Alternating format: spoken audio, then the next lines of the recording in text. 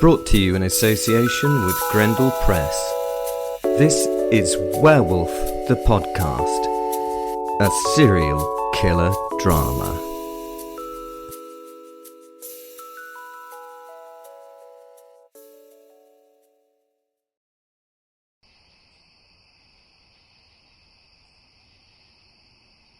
Darkness is a friend once more as I stretch our paws. We're out under the stars, only my best friend and I. There have been too many others recently.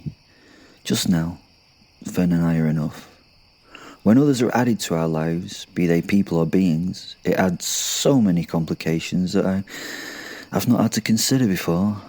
I don't want to have to consider this night. I want to be. We want to be. We're together, yet not. Each of us sits in the mind of the beast. Our own mental narratives play out in our respective minds. We are one, yet not. That was how it was for the best part of my life. The best part of my life feels like it is in the past. I was so innocent in my thoughts.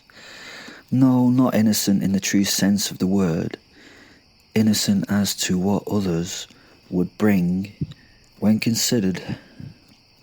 We have become the wolf, a giant beast, black as my soul and yellow-eyed. It is dark and the sky is a cloudy mess. The grass beneath my feet is damp from the rain that petered out just moments ago, and I pause for a moment to shake my body from nose to tail, to send the drops coalescing on my pelt free and into the dark. They're sent on their respective journeys without having to consider them. If only people could be shed as easily, shaken from their incessant clinging and sent into the dark without further thought. The past few months have been troubling. Pathos and empathy have been brought to my attention. Sadness was new to me. In the past, I didn't need it. I had anger that fulfilled that niche in my emotional requirements. Empathy has replaced hate. I had hate in my heart for those who were weak and needed understanding. No one understood me. So why would I need to understand others? I then found those that did understand me. I truly wish I'd not.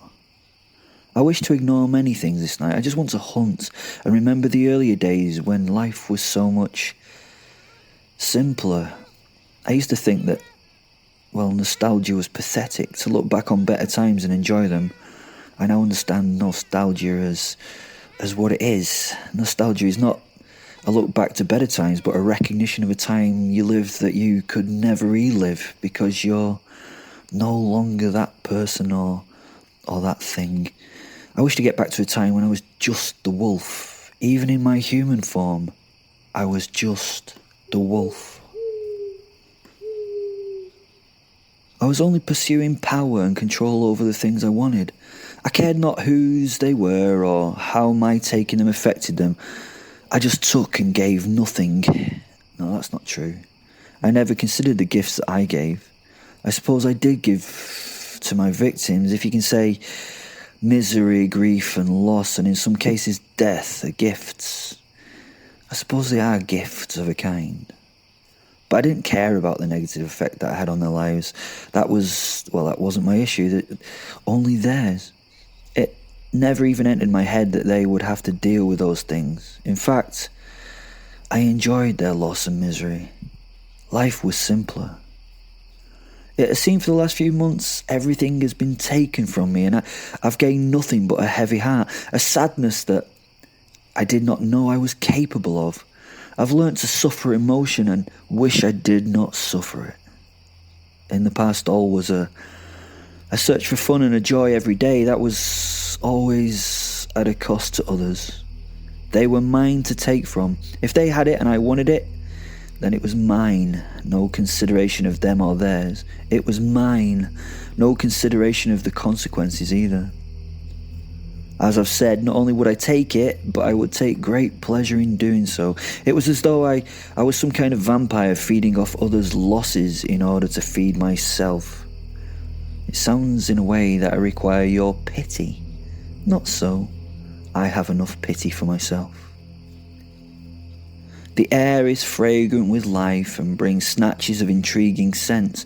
My wolf form is really my favourite form. The world feels so much realer when you have the ability to sample it through these senses.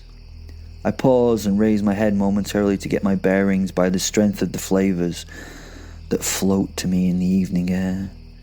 I smell the sweetness of the stream. I hear its gurgle and rush to my left. I smell the rodents that huddle in their shelters at my passing. They fear me as they should, but they are not on my wolfy wish list this evening. To my right is a small woodland. I can make out the trees, but cannot make out what they are by sight in the darkness. They betray their kind by their own scents. Sycamores, ashes, and oaks predominantly. They rustle their leaves in the wind, which gently flows through their tops. I drop my head once more, taking my nose to the sweet-scented path that I follow. This is the scent that I love to follow as I trot on at the wolf pace, a pace that I know will eat up the miles quickly, yet I can maintain it for hours. Wolf pace. A screech from an owl shocks me a little. It was unexpected and it stalls my search for a moment. It must have been us that caused the owl's outburst. The white ghost on silent wings sails over me and lands on a fence post a small distance from me. And we lock eyes. Predatory eyes. The barn owl bobs its head and looks me over as I stand and wait for its decision about me. It screeches again.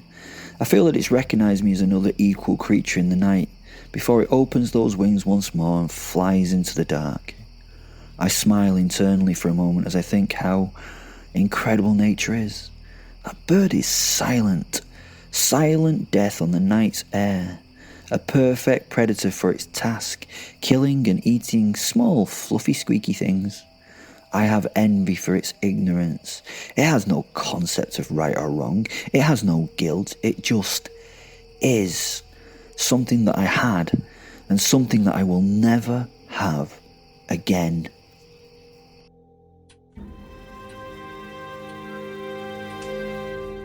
The Professor. Sitting in my office should be the greatest pleasure I can have. I'm away from the world. That damnable cell phone is off. The landline.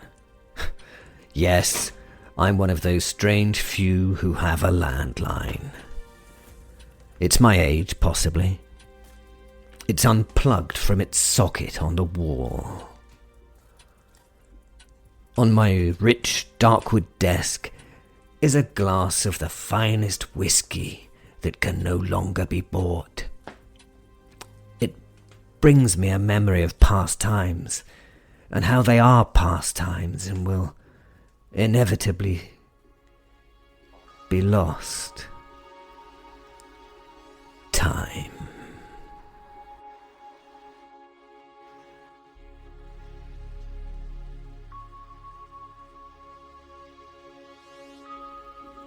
I've seen things you people wouldn't believe. Attack ships on fire off the Cape of Trafalgar. Tea chests tossed into the waters of Boston Harbor.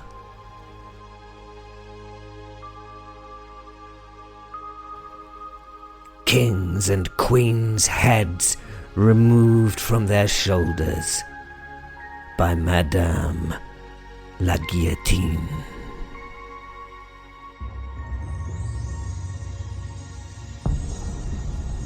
All these moments will be lost in time, like tears in rain. I suppose more whiskey of equal standard will come, but it will not be this one. Water flows beneath the bridge and is never the same water twice. With whiskey it's similar, but at a batch at a time. My first taste of Ushka Beya was in the 1400s. I remember the day well. When I sip this draught, I still taste that day. A bottle of the water of life had been brought to England, where I was doing my knightly duty for king and country, under another name, and at an easier time. A time where and when the law of the land lay on the blade of a well-swung sword. I had taken a wound in some squabble that I'd had with a local noble, and I was recouping in an abbey. I don't remember the noble's name, nor the name of the abbey. It was one of those that was destroyed later in 1536 and beyond. Nice place. Hospital of sorts. I do remember the monk. Father Peter. He gave me a sip from the bottle for medicinal purposes. I've never looked back. It is a medicine of sorts. It's more of a mental medicine, often used as a mental crutch when required. I do drink to forget. It's sad but true, I suppose. And yet, a tool is a tool. I sit swirling the liquor as I stare into a roaring fire that sits in the Victorian fireplace. It's not required for its heat on such a pleasant evening, but fire's simplicity in the modern world simply brings me joy. I look into the flames as they lap around the coals. They present me with pictures as I sit and sort my memories. I need this. I need just this to waste some time in my head, not thinking about the things I need to think about, thinking about thinking and not focusing on my place in the world. Just to be. Oh, don't get me wrong, I'm not shirking my responsibilities. I could never do that. But I have to have some time to myself, without consideration of others. It's earned, and I believe justified. Just allow me an hour to smile and empty my mind of the myriad reflections that still flash through the mirror of the past, which is my mind. I need this. Everyone does, do they not? I now take my eyes from the flames and look around the room. It's a library of sorts. Some of these books and manuscripts that sit around me on shelves and surfaces are some of the most abhorrent and dangerous texts that have ever existed. You will not find these in a public library. A lot have a power of their own that cannot be out there in the hands of the masses. Let me give you some examples of the things that I have that you should not know about.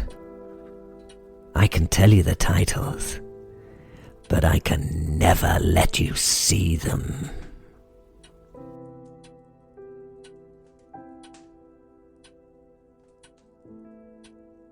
If we turn to my right, we will find the Hebrew Bible.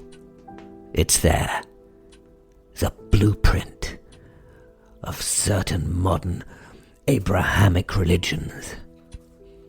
It shares its space with the Quran, which sounds strange to some, but do bear with me.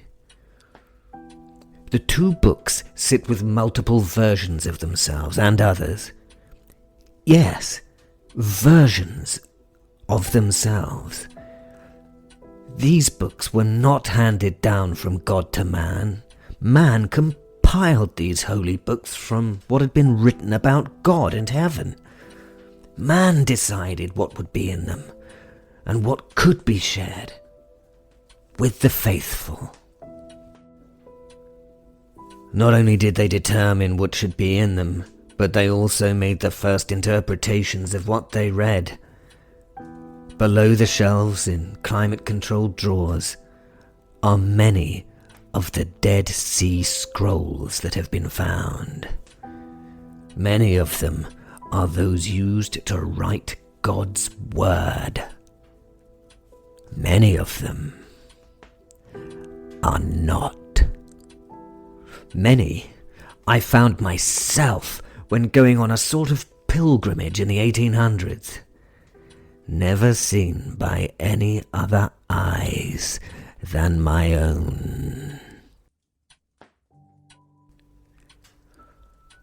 The Bible was written by compiling and taking sections of the 900 or so Dead Sea Scrolls. I have so many more. I have read so many more. I cannot tell you the contents, as it would change everything. I know, that doesn't seem possible. You may sit there and you may say, well, I am an atheist and religion has no control over me. And this is true, but certain religions have shaped your social framing. If these, I can't say new texts, but these unobserved texts came to light, well, society as we know it may collapse. There is always the temptation to let them free in the world, but I do believe that would be a mistake. A great and glorious error that would be wonderful to live through as it took place, but an error nonetheless. For example, I have the fragments and compilation of the books of Enoch written by Noah's grandfather himself. Not included in the Bible, it tells us about the angels and the demons, something that was decided by those who chose these things that the common people should never know. Enoch is part of some religions, holy texts, but in a much holy, watered-down version, I'm afraid. I have to say I agree with the watering down in this case. To believe the things it literally tells us would be, well, quite inhuman. It also tells us of the coming of the Messiah. That coming is not the coming of the Messiah we recognize. I will leave that to settle in your mind.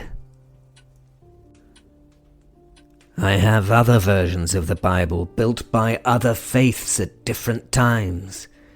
I have famously the only remaining copy of the Duastan Bible. I will not date it or tempt you to find its contents, but its words are based on the hate of God for a race that ignores his wishes, a very different being even than the Old Testament God. According to that text, we will always try to make up for Adam and Eve's sin, something we can't do. We will always be held responsible for the death of his son, one of many sons, according to this book. The so-called wise men built these texts. Who decided they were the wise men capable of choosing God's words and implementing them? Well, I don't know. But they chose what was there and what was not. I have much of what was not included. I do. And I can utterly understand why it's not in the holiest textbooks. My God. The other wall contains what we classify as bad books. Grimoires. Spell books. I would go into the details of those, but I won't. It's not worth your temptation for power. They're well written to grip a soul, and if I had to count the souls that those books have taken, I'd be in the many millions. I suppose you might say that I'm withholding information that should be available to all. Well, you're probably right. I am a miser of mysteries, But the average human being is merely a child.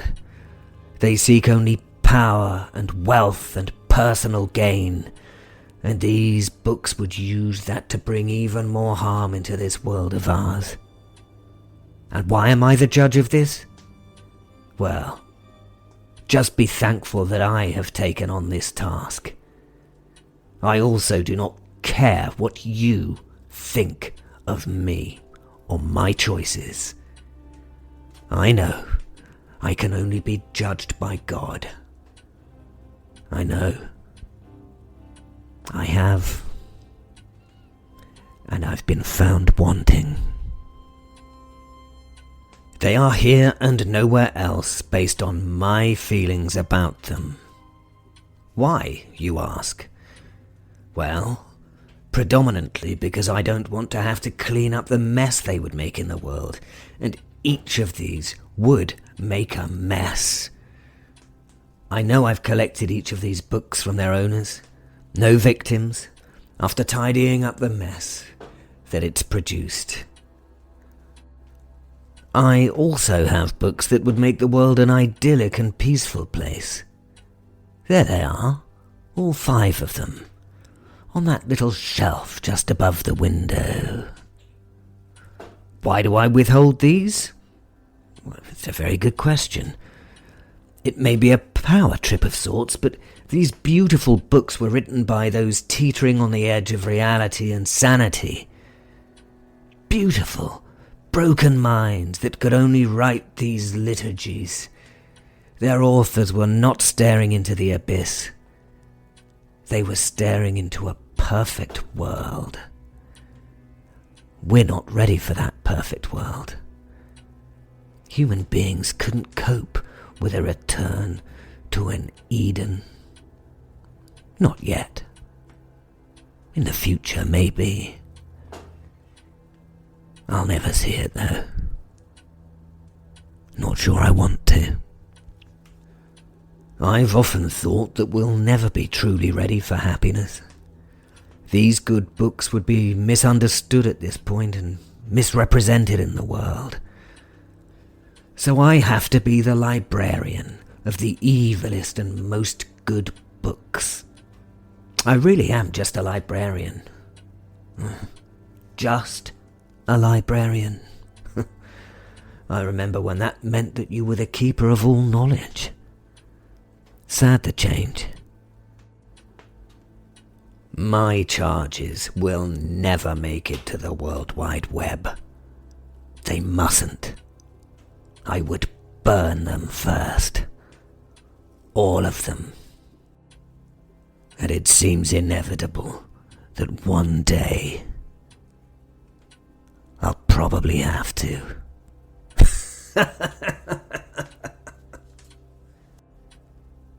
It is strange, I suppose, to hear that I keep them from everyone. I suppose I keep them from the populace and the Fae to ensure some form of balance is maintained. I know I'm giving myself a godlike status in that way, but I'm making choices. For all of us. I am. But I know these things must be hidden. I know this. From the hundreds of years of bad and good experience I have lived and died through.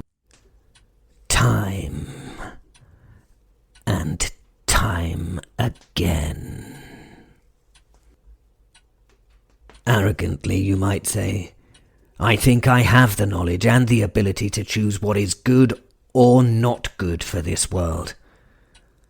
I'm an expert in this stuff. You're not. I wish I hadn't mentioned the bloody books now. Piss off with your judgment. One thing all those different versions of the Bible have in common is that you should judge not, lest ye be judged. It's not our job to judge.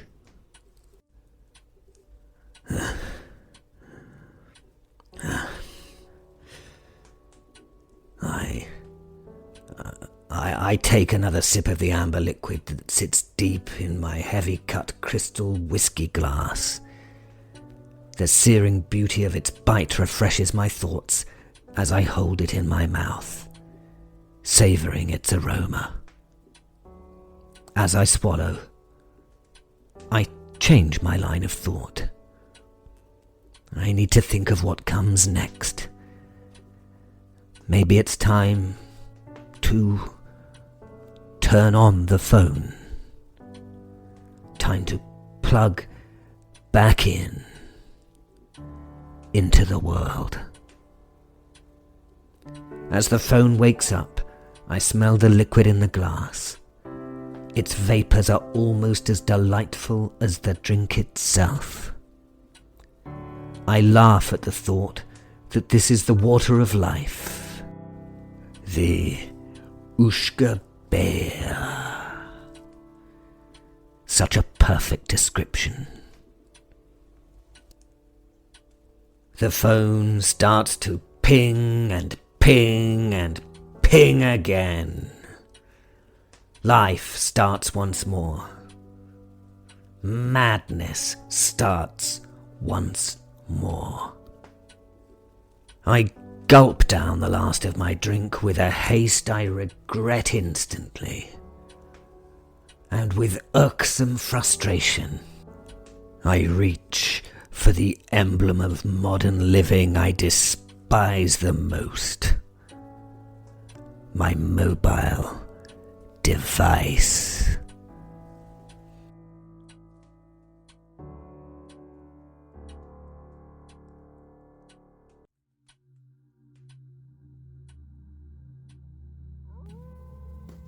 Wil.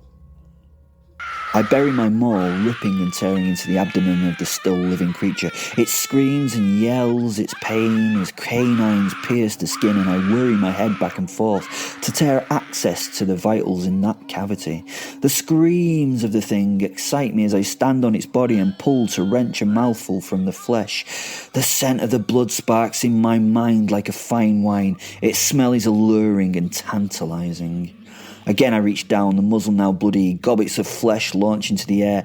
The thing still lives as I wrench a hole large enough in its hide in which I can bury my nose.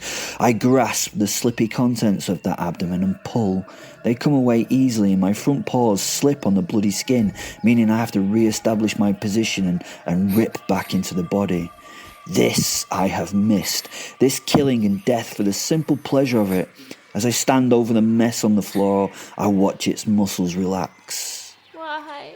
It asks, before it finally shivers and slowly settles, and a red tide beneath it blooms. I settle to eat. I have missed this. We have missed this. Why? What a ridiculous question. Why?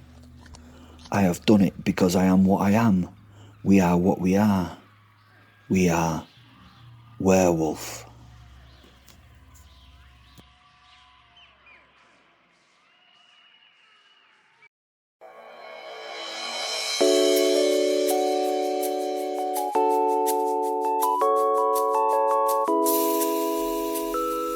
Brought to you in association with Grendel Press.